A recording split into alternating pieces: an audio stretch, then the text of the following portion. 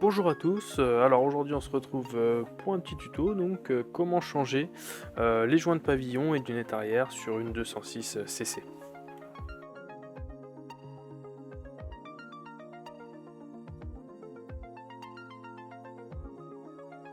A l'aide d'une clé 6 pans de 4 mm, on va desserrer d'un quart de tour, donc dans le sens anti-horaire, donc vers la gauche, la vis de délestage de la pompe hydraulique.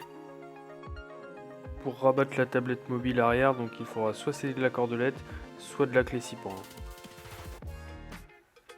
On va déverrouiller la gâche inférieure en poussant sur le crochet et en écartant le couvercle du coffre.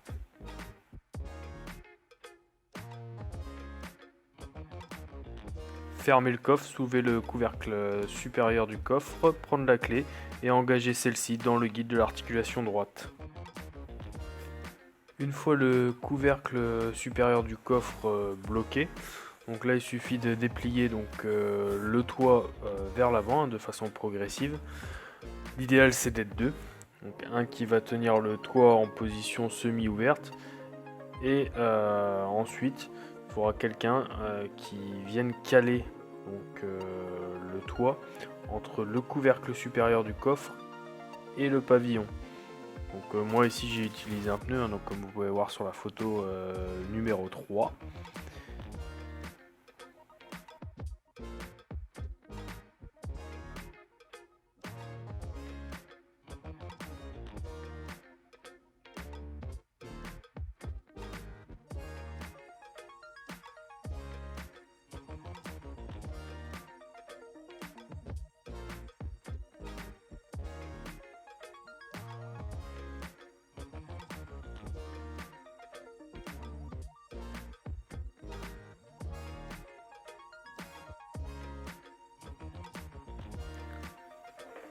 Donc là je vais enlever le joint du pavillon, donc il suffit tout simplement de tirer sur les joints.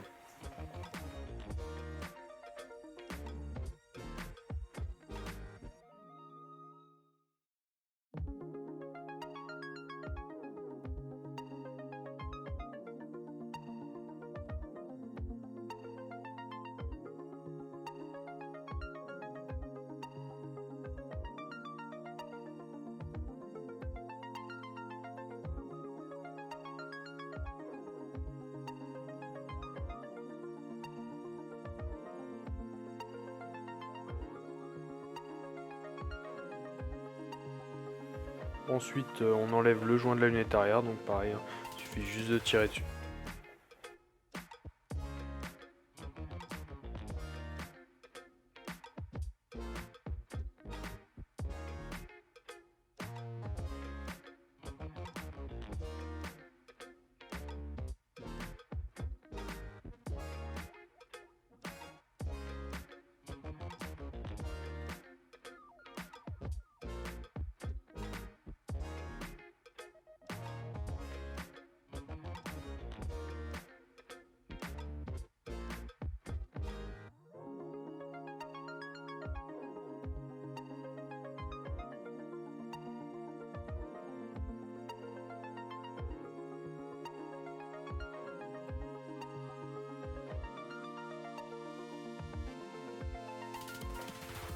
Ensuite on va bien nettoyer la zone pour pouvoir mettre les nouveaux joints donc sur une zone propre.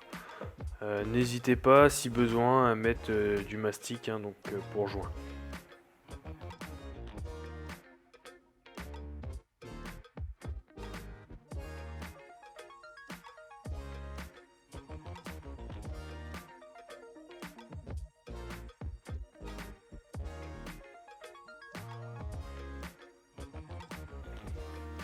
Ensuite il suffit de faire la procédure inverse. Donc on remet ses joints, ensuite on enlève la cale ici, donc le pneu. On retoite la voiture, donc il suffit juste de ramener vers l'avant le toit.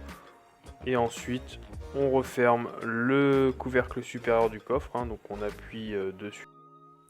Je mets les crochets en position de verrouillage manuel, pour ça je tire et je ramène vers moi. Je ferme le coffre, je remonte les vitres et je fais la procédure inverse pour mettre le verrouillage en automatique. Donc je viens resserrer la vis de délestage donc avec la clé 6 pans, tout simplement dans le sens horaire.